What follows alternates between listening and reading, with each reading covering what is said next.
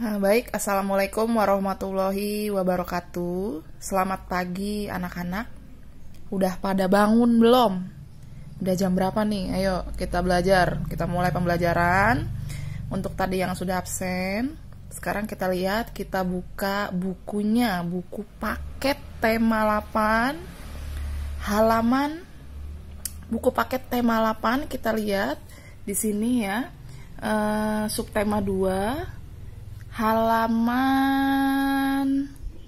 68. Oke, dibuka ya, halaman 68. Ini yang kemarin ya. Kita akan membahas jenis usaha ekonomi. Usaha ekonomi itu apa sih?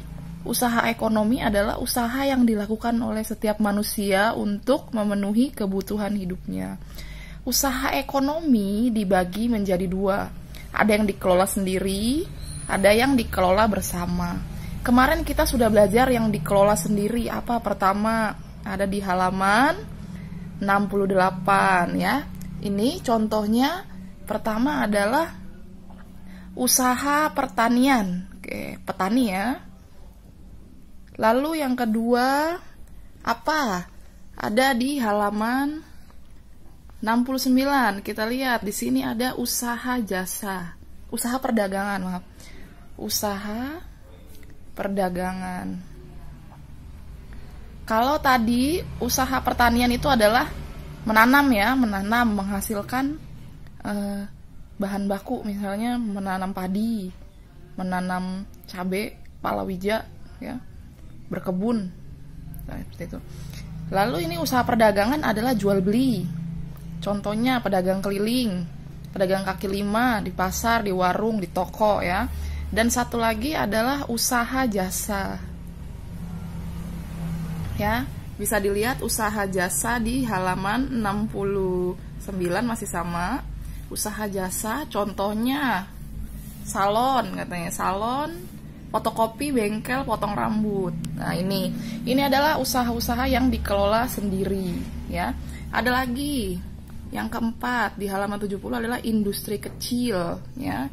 Ini industri kecil. Apa itu yang disebut dengan industri? Industri adalah merubah bahan baku menjadi bahan jadi. Contohnya membuat bangku, membuat meja ya, seperti itu. Itu adalah industri kecil yang dikerjakan di rumahan. Membuat souvenir acara pernikahan, membuat anyaman tikar ya, membuat keramik, itu adalah industri kecil. Kemarin kita sudah bahas semua jenis usaha ekonomi yang dikelola sendiri. Sekarang kita masuk ke usaha ekonomi yang dikelola bersama. Oke, kita buka bukunya tema 8, halaman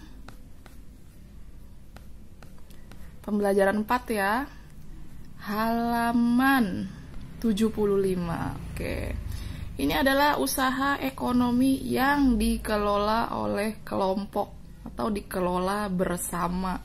Kita lihat di sini ada yang namanya BUMN. Oke, apa itu BUMN? Badan Usaha Milik Negara. Ya, BUMN adalah sebuah perusahaan yang seluruh atau sebagian modalnya dimiliki negara. Dapat berupa perusahaan umum atau perum, perusahaan terbatas atau persero. BUMN bergerak di bidang usaha yang bersifat strategis atau vital, misalnya listrik dan telekomunikasi. Nah, jadi BUMN itu adalah usaha ekonomi yang dikelola bersama, tapi dia dikelola oleh pemerintah. Contohnya PT PLN ya. Itu contohnya. Ini milik pemerintah, bukan milik perseorangan. Jadi hanya pemerintah yang punya, nggak ada lagi. Selanjutnya ada selain BUMN, Badan Usaha Milik Negara, ada BUMD. Apa itu bedanya N sama D? Kalau ini milik negara, ini milik daerah. Kalau ini milik negara ada di pusat, kalau ini milik daerah, hanya daerah aja yang punya. Misalnya cuma Jakarta doang yang punya, atau Yogyakarta doang yang punya, atau Solo doang yang punya, seperti itu. BUMD. Oke, BUMD adalah badan usaha milik daerah atau perusahaan daerah yang merupakan sebagian besar modalnya dimiliki oleh pemerintah daerah. Apa sih itu BUMD? Contohnya PDAM ya, perusahaan air minum PAM ya kalau kita kenal. Lalu perusahaan angkutan kota, Bus Trans Jakarta ya, itu punya pemerintah daerah DKI Jakarta. Lalu RPH, apa itu RPH? Rumah potong hewan. Nah, dan yang terakhir adalah Bank DKI. Bank DKI itu adalah perusahaan yang dimiliki oleh DKI, BUMD. Seperti itu. BUMN dan BUMD. Apa tujuannya pembuatan BUMD? Kita lihat di sini. Tujuan pendirian BUMD adalah melaksanakan pembangunan ekonomi daerah dan ekonomi nasional. Jadi dia menggiatkan daerah supaya ekonominya lebih maju. Dibuatlah di daerah itu ada bank, ada macam-macam. Jadi orang tidak perlu pergi ke kota. Lalu memenuhi kebutuhan rakyat dan menyediakan lapangan kerja untuk mewujudkan masyarakat adil dan makmur. Kita lanjut sekarang Badan Usaha Milik Swasta, BUMS ya. Oke, kita garis dulu di sini. Ada BUMS, swasta. Swasta juga memiliki badan usaha ya. Pertama kita lihat di sini ada firma. Ya. Firma. Lalu yang kedua, kita lihat ya di halaman 76 ada CV atau persekutuan komanditer.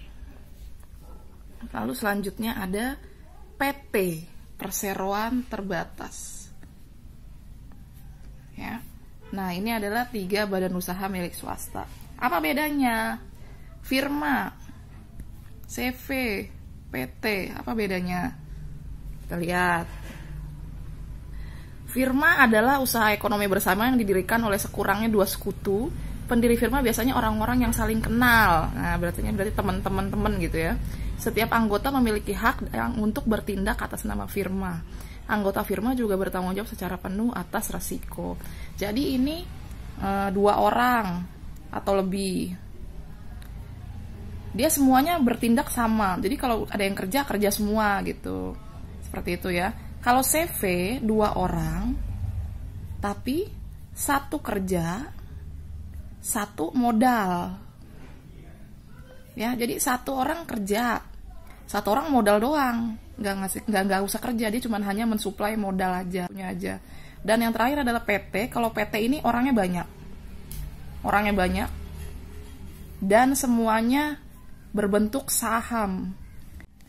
Jadi kesimpulannya PT itu adalah orangnya banyak, tapi yang bekerja hanya 1 atau 2 orang, atau hanya direksinya saja. Lalu yang lainnya menanam saham. Apa itu saham? Saham itu adalah modal ya. Jadi kita punya uang, kita tanam saham, kita kasih modal, nanti kita dapat untung.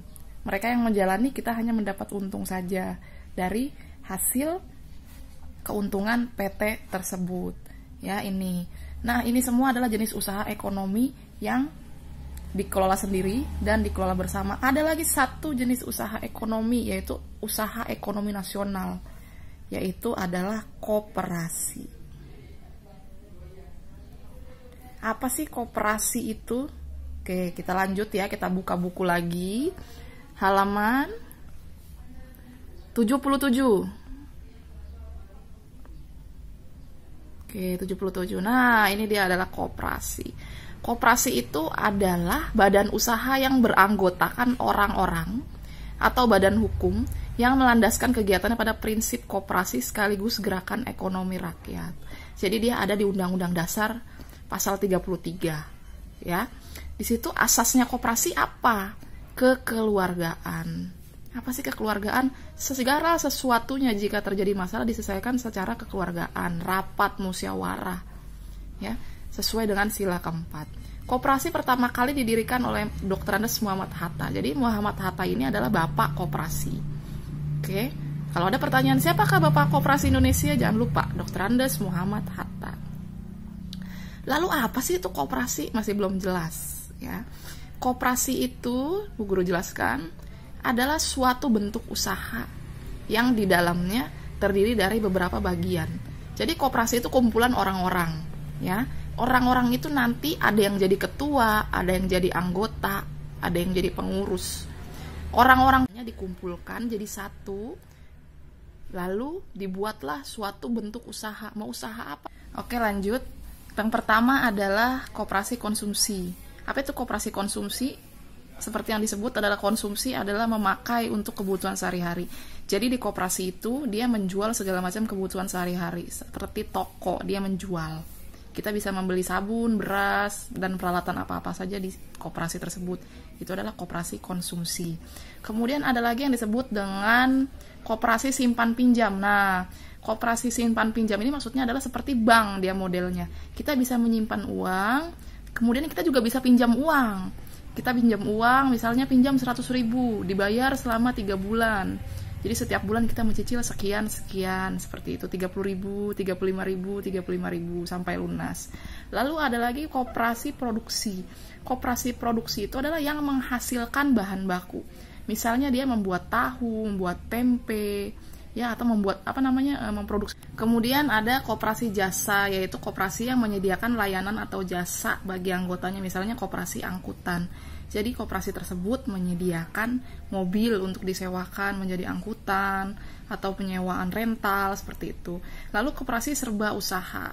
Kalau tadi di sini sudah ada macam-macam, ini serba usaha. Dia semua usaha. Jadi dia bisa belanja, bisa simpan pinjam, bisa membuat bahan baku, dan bisa menyalurkan.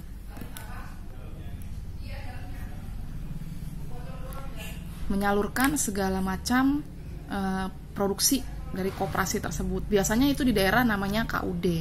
Lalu yang terakhir sepertinya berarti sini sudah terakhir. Jadi ini adalah macam-macam koperasi, ya. Pertama ada konsumsi, yaitu khusus dia untuk berjualan saja. Lalu kemudian simpan pinjam, koperasi produksi, jasa, dan yang terakhir serba usaha. Serba usaha ini adalah koperasi yang menyediakan semuanya. Kenapa sih harus ada koperasi? Karena koperasi adalah badan usaha yang identik dengan Indonesia, identik dengan budaya Indonesia dan Undang-Undang Dasar 45 pasal 33 tersebut. Koperasi itu dibuat untuk mensejahterakan masyarakat, anggotanya, pengurusnya, seperti itu. Yang aktif mengikuti koperasi, maka di akhir tahun anggaran, dia akan mendapatkan bagi hasil. Apa itu bagi hasil?